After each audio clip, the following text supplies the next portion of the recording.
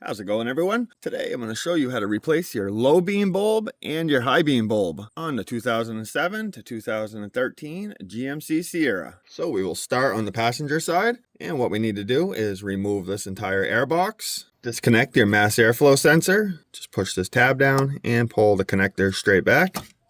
Now we can loosen this clamp. Disconnect your intake tube from your mass airflow housing. Your air filter box is held down by 3 rubber grommets. You can just pull up on this and it will come right out.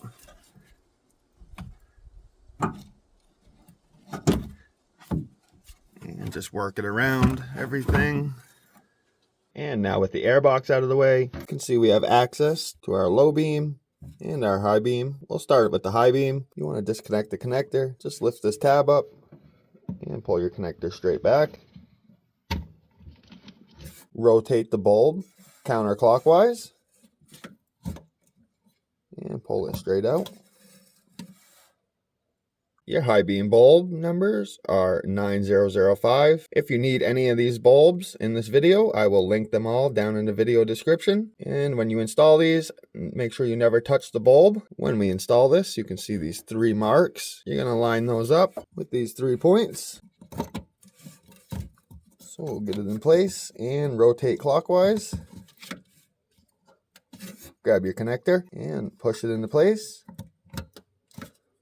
And just give that a little tug. Make sure it's not going to come out. And now we'll go to our low beam bulb. This has 2 clips, one on the bottom and one on the top. Just lift those up and push your connector straight back. Rotate your bulb counterclockwise and pull it straight out. Your low beams are H11 bulbs, and on these bulbs you can see on the metal part it has 3 tabs that line up. Once again, just line those up and rotate clockwise and take your connector and push that back into place. Make sure those 2 lock tabs are down. Next, we can reinstall our air filter box. I just spray these rubber grommets with some lubricant so they go back into the hole a little easier. And drop your box in. Work it around everything. And just push it down once you line everything up. And that's all set. Take your inlet hose, push that back in place, and retighten your clamp.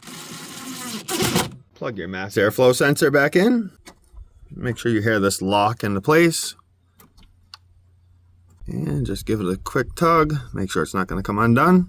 And that finishes up the passenger side on how to replace the bulbs. And now we'll go ahead and start on the driver's side. To get access to your driver's side bulbs, we need to remove where this spare battery can sit so we can push where we fill our windshield wash fluid back just a little bit so we can get our arm in there to get to the bulbs. There are 8 10mm bolts holding this down and 1 10mm bolt right here holding your windshield wash reservoir in place.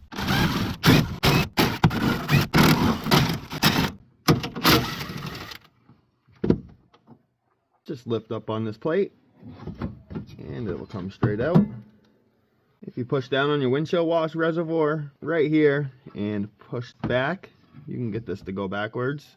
Just don't push too much or else you can break some of this plastic. So this is the same process as the passenger side. Your high beam just has this clip. Lift it up and push the connector back. Rotate your bulb counterclockwise. And just put it back in.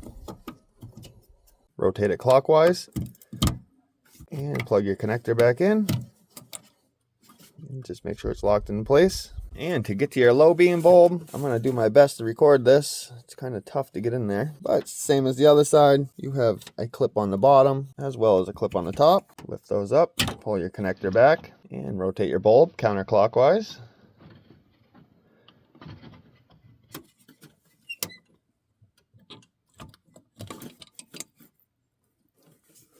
Grab your new bulb, line those tabs up, and twist clockwise to lock it. Take your connector and push that back in and just make sure it's locked into place. Now we can reinstall all this. The first thing you're going to want to do is push your windshield wash reservoir back And reinstall the 10mm bolt holding this in place. Next, take your battery tray, and you're going to want to have it angled just like this. Get this little piece to go underneath the plastic. And just drop it in.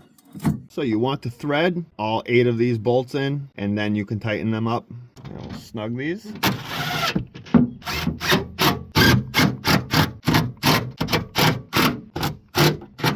And that finishes up the driver's side. And that finishes up this video on how to replace your passenger and driver's side, high beam and low beam. I will have other videos coming on how to replace your directional bulbs as well as your marker bulbs. If this video helped you out in any way, if you could give it a like. If you have any questions, leave a comment. And if you're not subscribed to my channel, make sure you hit that subscribe button.